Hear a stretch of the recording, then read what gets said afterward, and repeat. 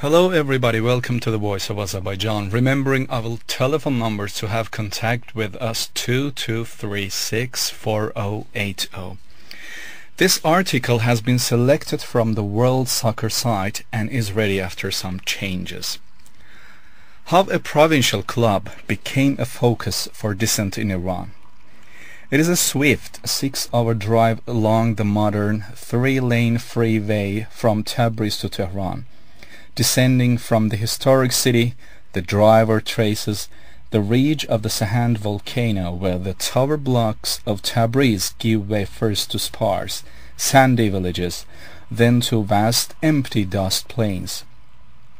The journey skirts the eastern edge of the Angoran protected area, where wild boar and wolves roam freely in the grey, scodded hills. On arrival at Kazvin, one of the South Azerbaijani cities, the travelers join Freeway 1 for the final 90 minutes run into the capital Tehran. Such is the journey regularly made by supporters of Traxtor, preeminent club of South Azerbaijan, northern Iran, whenever they meet their major rivals in Tehran. Istiklal, Perspolis, Naft Tehran, all of these stand between Traxtor and national dominance, as well as the main power in south, Sepahan of Isfahan. This season, Traxtor sit top the league. In early September, Traxtor arrived in Tehran with several thousand supporters in tow for a top-of-the-table clash with second-placed Istiklal. But as even with Traxtor, this was about much more than football. Al-Kurtlar, the Red Wolves, are practically a national site. Based in Tabriz, they are a focal point and flag bearers for the fiercely strong regional identity in northwestern Iran, South Azerbaijan. Tabriz is the capital of East Azerbaijan province, but the club draws equal support from West Azerbaijan across the salty waters of Lake Urmia and all cities and villages in South Azerbaijan. This is a region constantly threatened by edicts and prejudice from far off Tehran. The local language, an impenetrable hybrid of Azerbaijani Turkish, is not taught in schools by national order and is in danger of extinction.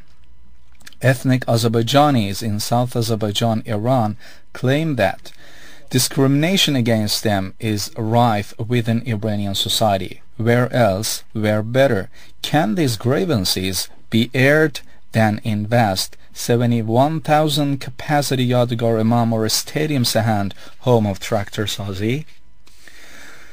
Yurdumuzun iftikharısan, Azer elinin qəhrəmanısan. In their forbidden native language, the Traxtor fans chant these most appropriate words. Traxtor, you are the pride of our land, the hero of Azerbaijani people.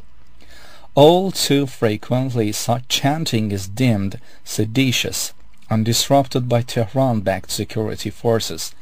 Disorder infrequent, not helped by a widespread belief that refereeing at best shows bias, at worst is outright corrupt in favor of teams from Tehran. The center of Tabriz itself is frequently the scene of the wild celebration in victory, changes to violence by the police. The Grand Bazaar, a UNESCO World Heritage Site, reached its height of prosperity around the time when England was ruled by Richard the Lionheart, but it still rouses itself to raucous jubilation when Traxtor defeat a team from the south. Whenever Traxtor plays a match in Tehran, there is an obvious potential for chaos. The visitors are inevitably well supported, both by travelers from the northern in South Azerbaijan and from ethnic Azerbaijanis living in the capital in Tehran. As match day against Istiklal dawned, streets around the Azadi Stadium were filled with supporters in the colors of the Red Wolves, red t-shirts, scarves, jackets, caps, even one fan in improbably vast scarlet sombrero. On this occasion, as well as their usual grievances with Tehran, the Azerbaijani supporters had one very firm objective in the mind. They planned to protest against the drying up of Urmia Lake in South Azerbaijan. The Urmia Lake is central both to the region's identity and economy, yet it has been progressively drying up for a number of years. Environmentalists in South Azerbaijan, both inside and outside South Azerbaijan, claim that this is largely due to the aggressive agricultural policies of the government in Tehran, including the construction of dams in large numbers. A month before the match in Tehran, the New York Times likened the Urmia situation to the destruction by neglect of the Ural Sea in the latter years of the Soviet Union. Authorities in Tehran were expecting the protest disorder having already occurred at several recent Traxtor matches in Tabriz. A week earlier, Euronews reported the arrest of hundreds of ethnic Azerbaijanis after demonstration in the city. The policy in response was typically heavy-handed. Traxtor fans arriving at the stadium were stopped, searched, and many had their tickets torn up by the masked police. The Azerbaijanis, rumored to be up to 10,000 in number, stormed the ticket barriers. "Long live Azerbaijan" was the sole chant to be heard in the stadiums by South Azerbaijani Turks.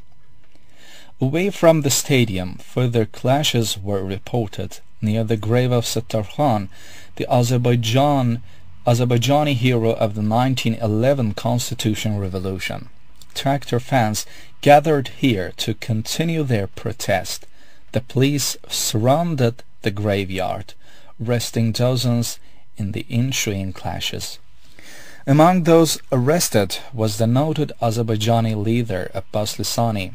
Lisani became a key figure in the movement of Azerbaijani rights after leading a protest movement in his hometown of Erdebil in South Azerbaijan.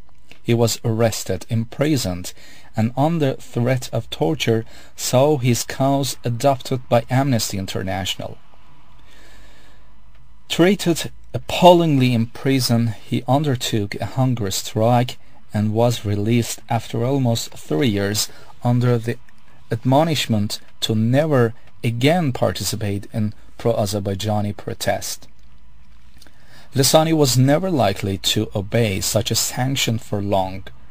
In Tabriz, the military were called in to quell disorder arising from Traxtor's victory.